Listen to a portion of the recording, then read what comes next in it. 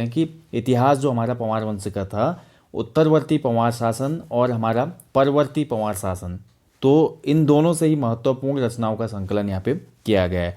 तो पहली रचना देखिए फतेह प्रकाश। ठीक है, तो फतेह प्रकाश जो ये रचना की थी, ये रतन कवि ने की थी। अब देखिए यहाँ पे ज़्यादा डिटेल में मैं बात नहीं करूँगा, क्योंकि आपको सिर्फ याद रखना है पुस्तक कौन सी थी, राइटर कौन सा था। ठीक है, अब देखिए फतेह प्रकाश, थोड़ा मैं ट्रिक बता दूंगा। मतलब फतेह प्रकाश, कोई भी चीज़ प्रकाशमान है तो क्या होगी, एक रत्न ही तो होगी ना। कोई भी प्रकाशमान चीज़ एक रत्न के समान होगी, तो आपको याद रखना है प्रकाश जैसे याद आएगा तो रतन कवि। ठीक है, अगला देखिए रामायण प्रदीप। तो रामायण प्रदीप जो है हमारी मेधाकर शर्मा जी की है, ये भी महत्वपूर्ण एक रचना है रामायण प्रदीप। ठीक है, अब मेधाकर शर्मा जो थे हमारे, ये हमारे प्रदीप शाह के राज पंडित थे मेधाकर शर्मा, इन्होंने ही रामायण प्रदीप की रचना की। ठीक है, तो इसको भी आप कनेक्ट अपने हिसाब से ट्रिक कनेक्ट करने की कोशिश कीजिएगा, क्योंकि पुस्तक और उसके लेखक तभी याद हो पाते हैं जब आप कोई ट्रिक से इनको कनेक्ट करते हैं, अन्यथा इतने तो याद हो ही नहीं पाएंगे। ठीक है, हमारा ह्यूमन ब्रेन है, कोई कंप्यूटर तो है नहीं जो एक बार फीड कर दिया याद हो जाएगा। तो आप अपने हिसाब से भी थोड़ा यहाँ पर ट्रिक लगाया कीजिए। अगला देखिए वृत्त कौमुदी। तो वृत्त कौमुदी जो है रचना ये की थी मतीराम ने। ठीक है, ध्यान रखेंगे वृत्त कौमुदी। ठीक है, मतीराम। तो वृत्त थोड़ा याद रखिएगा, वृत्त से आप गोल ध्यान रखना, गोल। ठीक है, हमारे सिर की बनावट कैसी है, गोल होती है ना सिर की बनावट, और सिर के अंदर होता है दिमाग, दिमाग से क्या आती है, मति। ठीक है, तो ऐसे आप थोड़ा कनेक्ट कीजिएगा। वृत्त कौमुदी किसने लिखी, मतीराम ने। अगला देखिए गढ़ राजवंश काव्य, ये बहुत महत्वपूर्ण रचना है। मोलाराम देखिए एक महान चित्रकार तो था ही, जिसने पहाड़ी चित्रकला शैली को चरम पर पहुंचाया। इसके साथ साथ मोलाराम हमारा लेखक भी था। बहुत सी रचनाएं हैं जिसमें सबसे फेमस इसकी रचना है गढ़ राजवंश काव्य। ठीक है, तो इसको आपने बिल्कुल भी भूलना नहीं है, क्वेश्चन बनेगा, क्योंकि मोलाराम महत्वपूर्ण पर्सन है। पंवार वंश के इतिहास में हम देखते हैं, या उत्तराखंड के चित्रकला इतिहास से देखें, या हम साहित्यिक इतिहास में देखें, तो मोलाराम का नाम बहुत महत्वपूर्ण है। इसके साथ साथ मोलाराम तुंवर की जो रचनाएं थी, एक पॉइंट आपको बता देता हूँ, किस भाषा में थी, ब्रज भाषा में। ठीक है, रचनाएं किसमें की मोलाराम तुंवर ने, ब्रज भाषा में। पूरा नाम इसका मोलाराम तुंवर, या तोमर भी बोला जाता है कहीं कहीं पे, वैसे तुंवर है सही। ठीक है, इसके अलावा इसकी जो अन्य रचनाएं, मंगतराम, मोलाराम संवाद, सुदर्शन दर्शन भी इसी का रचना है। इसके साथ साथ इसकी एक रचना है गणिका नाटक, ये भी याद रख लें आप। ठीक है, रण बहादुर चंद्रिका भी इसकी रचना है, और गढ़वाल कथा भी इसी की है। ठीक है, गढ़वाल कथा, ये भी याद रखें, गढ़वाल कथा। तो मोलाराम बहुत इंपॉर्टेंट पर्सन है भैया एग्जाम के लिए, आपको सभी चीज़ें याद रखनी होंगी मोलाराम से रिलेटेड। कभी क्वेश्चन बन जाता है कि मोलाराम गढ़वाल का महान चित्रकार कौन था, कभी क्वेश्चन बनता है मोलाराम का पारिवारिक पेशा क्या था, तुंवर जाति का था, सुनार जाति के थे लोग, यानी कि सुनार का पेशा था इसका पारंपरिक। ठीक है, तो जितने भी फैक्ट हैं इससे जुड़े हुए उसको आप याद कर लें। अगला देखिए प्रेमी पथिक। तो प्रेमी पथिक जो रचना की थी, ये तोताराम गैरोला ने की थी, बहुत ही महत्वपूर्ण, ये भी याद रखिएगा। ठीक है, प्रेमी पथिक किसने लिखी है, तोताराम गैरोला जी ने। तो देखिए आप इसको भी कनेक्ट कीजिए। देखिए तोता जो होता है ना, तोता जो भी हमारा कॉपी कर लेता है तोता चीज़ों की, तो तोते से हमको बहुत प्रेम होता है। पक्षियों में एक ऐसा पक्षी है तोता जिससे हम प्रेम करते हैं। तो प्रेम पथिक जैसे आप याद रखिएगा, यानी कि पथिक कोई प्रेमी था, पथ में जा रहा था, और पथ में उसको जंगल में क्या दिख गया, तोता। तो प्रेमी पथिक किसकी रचना है, तोताराम गैरोला की। चलिए बढ़ते हैं अगला, मानोदय काव्य, बहुत ही महत्वपूर्ण है। देखिए मानोदय काव्य ये भरत कवि की रचना है। ठीक है, भरत, यहाँ पे भारत हो गया, इसको क्लियर कर लीजिएगा, सही कर लीजिएगा, करेक्ट कर लीजिएगा। तो भरत कवि की रचना है मानोदय काव्य, ध्यान रखेंगे। ठीक है, भरत कवि भी एक महत्वपूर्ण नाम है, और भरत कवि से बहुत क्वेश्चन बनते हैं, क्योंकि भरत कवि के साथ एक उपाधि भी जुड़ी हुई थी। ध्यान रखेंगे, भरत कवि के साथ एक उपाधि भी जुड़ी हुई थी, ज्योतिक राय की। ये क्वेश्चन भी बनता है, भरत कवि को ज्योतिक राय की उपाधि किसने दी थी।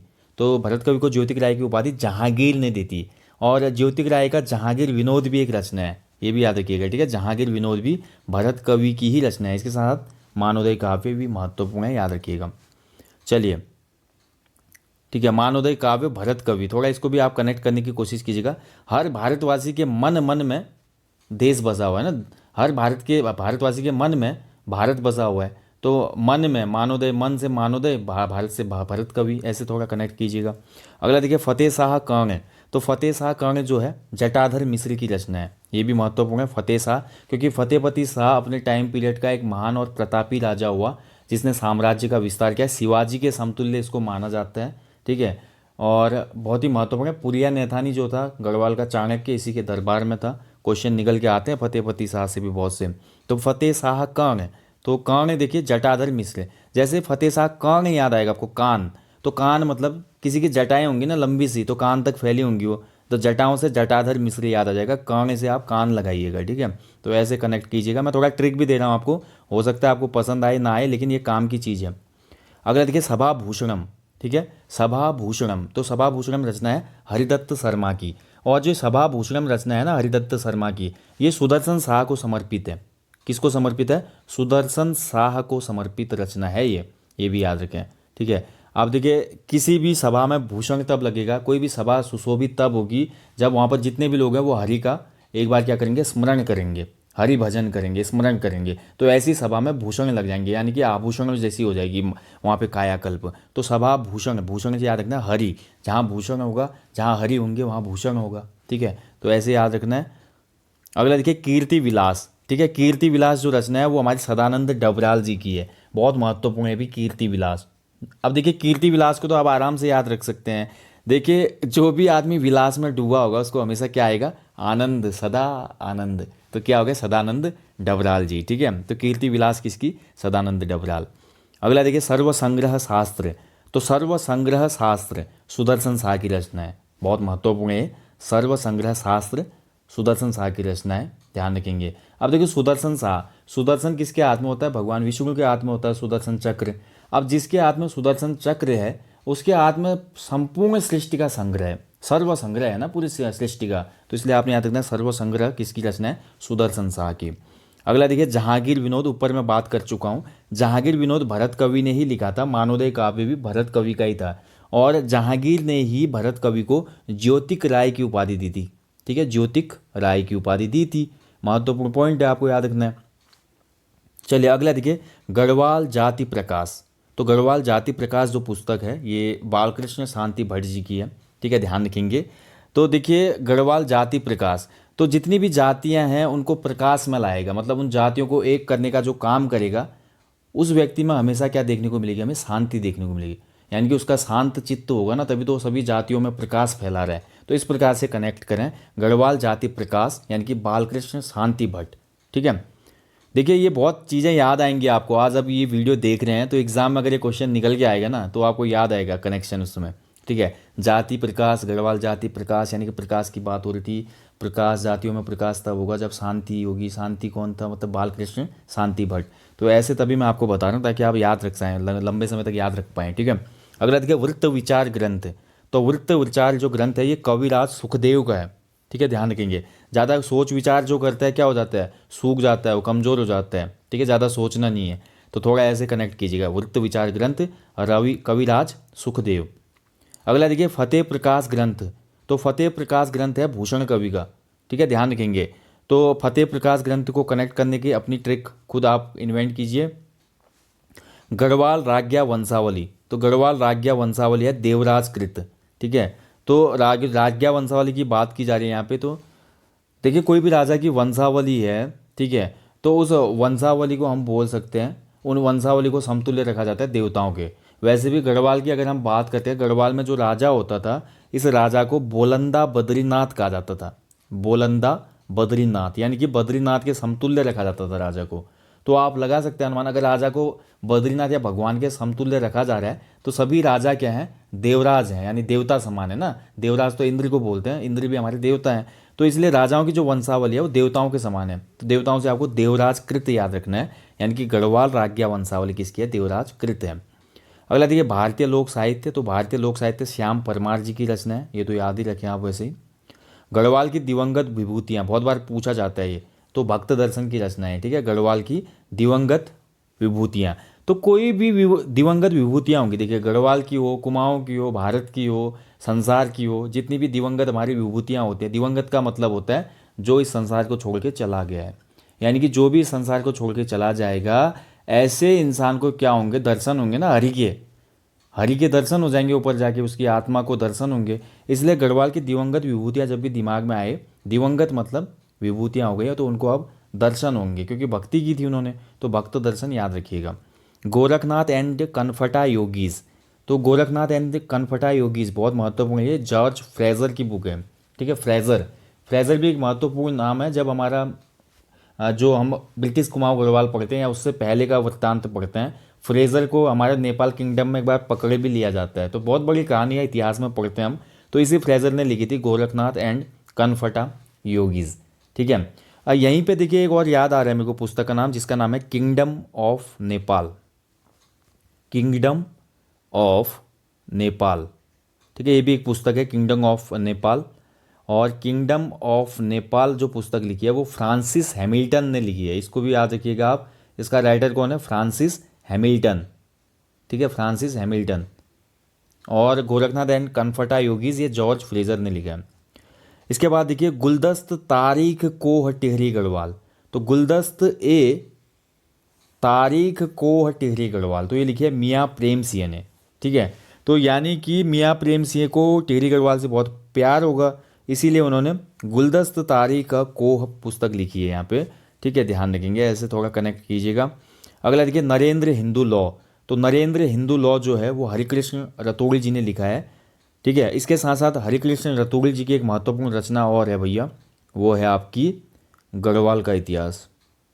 ठीक है, गढ़वाल का इतिहास किसने लिखी है? हरिकृष्ण रतोड़ी जी ने। कुमाऊं का इतिहास बद्रीदत्त पांडे जी ने लिखी है। गढ़वाल का इतिहास रतोड़ी जी ने लिखा है, और इसके साथ साथ नरेंद्र हिंदू लॉ इनकी ही रचना है। ठीक है, ध्यान रखेंगे। अगला देखिए जय विजय नाटक लिखा गया भवानी दत्त जी के द्वारा, ये भी महत्वपूर्ण है। ठीक है, तो जय विजय, ठीक है, कभी भी हम भवानी माँ का स्मरण करेंगे, शक्तिपीठ है ना माँ भवानी, तो हमारी क्या होगी? विजय होगी, जय होगी, विजय होगी। तो जय विजय नाटक किसने लिखा? भवानी दत्त ने लिखा। याद रखेंगे, महत्वपूर्ण है। ये भी 1911 के आसपास लिखा था इन्होंने। अगला देखिए गढ़वीर महाकाव्य, बहुत अच्छा है। देखिए गढ़वीर महाकाव्य क्यों? क्योंकि गढ़वीर महाकाव्य के अंतर्गत हमारा, ठीक है, एक गढ़वाल का महान वीर था जिसको हम जानते हैं लोधी रिखोला। तो लोधी रिखोला के जीवन वृत्तांत पर हम बोल सकते हैं ये पूरा नाटक लिखा गया है, जिसको हम जानते हैं गढ़वीर महाकाव्य के नाम से। ठीक है, ध्यान रखेंगे। जो लोधी रिखोला था, इस पर हमारा रूप मोहन सकलानी जी ने ये गढ़वीर महाकाव्य की रचना की। अब इसको कैसे याद रखेंगे? तो देखिए गढ़वीर महाकाव्य, ठीक है, तो गढ़वाल के किसी वीर की बात हो रही है, तो वो देखने में रूपवान तो होगा ही। ठीक है, गढ़वाल के किसी वीर की अगर हम बात करें, लोधी रिखोला जो था वो बलिष्ठ होने के साथ साथ हमारा स्मार्ट भी रहा होगा। तो वीर क्या था? रूपवान था, यानी कि उसका रूप जो था बड़ा मोहक था। तो रूप मोहक था, यानी कि रूप मोहन, याद आ जाएगा, रूप मोहन सकलानी जी। अगला देखिए गढ़वाली छंदमाला। तो गढ़वाली छंदमाला के जो रचनाकार हैं वो लीलानंद कोटनाला जी हैं। ठीक है, तो छंदमाला कोटनाला थोड़ा याद रखिए। छंदमाला जब भी हम सुनेंगे ना, तो छंदमाला से हमको एक असीम आनंद की अनुभूति होगी, प्रभु भजन की जैसी अनुभूति होगी, यानी कि लीला के आनंद में हम खो जाएंगे। ठीक है, तो छंदमाला किसकी है? लीलानंद कोटनाला जी की। अगला देखिए रामायण प्रदीप, ये महत्वपूर्ण है। देखिए रामायण प्रदीप जो है मेधाकर शास्त्री की रचना है। आई थिंक हम ये पढ़ चुके हैं ऊपर। तो मेधाकर शास्त्री मैंने आपको बता दिया है। मेधाकर शास्त्री जो था हमारा प्रदीप शाह का राज पंडित था ये। ठीक है, रामायण प्रदीप किसने रचना की थी? चलिए अगला देखते हैं। अगली है देखिए रचना वास्तु शिरोमणि। तो वास्तु शिरोमणि जो ग्रंथ है ये हमारा वास्तु शास्त्र पर रचित ग्रंथ है। ठीक है, वास्तु शास्त्र जो होता है ना, घरों में ऐसा करना चाहिए, दक्षिण दिशा में मंदिर होना चाहिए, आर्किटेक्चर ऐसे होना चाहिए। तो वास्तु कला से बोल सकते हैं, या वास्तु कला कैसे डिजाइन के मंदिर बनेंगे, भवन बनेंगे, तो इस कला पर आधारित हमारा ये वास्तु शिरोमणि ग्रंथ हमें प्राप्त होता है, जिसकी रचना शंकर कवि ने की थी श्याम शाह के टाइम पे। ठीक है, किसके टाइम पे? श्याम शाह के टाइम पे, पंवार शासक। तो ये वास्तु शिरोमणि ग्रंथ की रचना हुई थी शंकर कवि ने। तो हमारे शंकर भगवान जो है वास्तु शिरोमणि है, वो पूरे संसार के वास्तु शिरोमणि हैं शंकर भगवान। ठीक है, तो ऐसे याद रखिएगा, वास्तु शिरोमणि यानी कि शंकर कवि। अगला देखिए मोछंग काव्य। तो मोछंग एक वाद्य यंत्र भी होता है, बड़ा फेमस है मोछंग वाद्य यंत्र, है ना। मोछंग जो हमारा होता है वाद्य यंत्र होता है एक।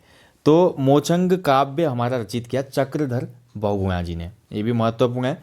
तो देखिए कोई भी हम वाद्य यंत्र हो रहा है, कोई भी वाद्य यंत्र अगर बजता है तो उस वाद्य यंत्र की ध्वनि के चक्र से हम खुद को बचा नहीं पाते। ठीक है, और बहुत खुश हो जाते हैं। तो मोछंग जैसे आपको याद आएगा, याद रखना, मोछंग की ध्वनि से चक्र पैदा हो गया, ध्वनि चक्र पैदा हुआ। मोछंग बजा, एक ध्वनि चक्र पैदा हुआ और उस ध्वनि में हम खो गए। ठीक है, अच्छे से याद रखना है। तो मोछंग हमारा एक वाद्य यंत्र होता है जो धातु का बना होता है, धातु का, ये भी याद रखें आप, धातु का। पशुचारक लोग बजाते हैं इस मोछंग को। ठीक है, पशुचारक लोग जो होते हैं वो इस मोचंग को बजाते हैं। ऐसे उत्तराखंड में एक वाद्य यंत्र और बहुत फेमस है जिसको बोलते हैं अलगोजा। ठीक है, अलगोजा, ये मुंह से ही बजाया जाता है अलगोजा। और इसको जोया मुरली भी बोलते हैं। जोया मुरली का मतलब होता है ट्विंस फ्लूट। जोया मुरली यानी कि ट्विंस। जैसे आपने बांसुरी देखी होगी ना, बांसुरी एक सिंगल ऐसे होती है बांसुरी।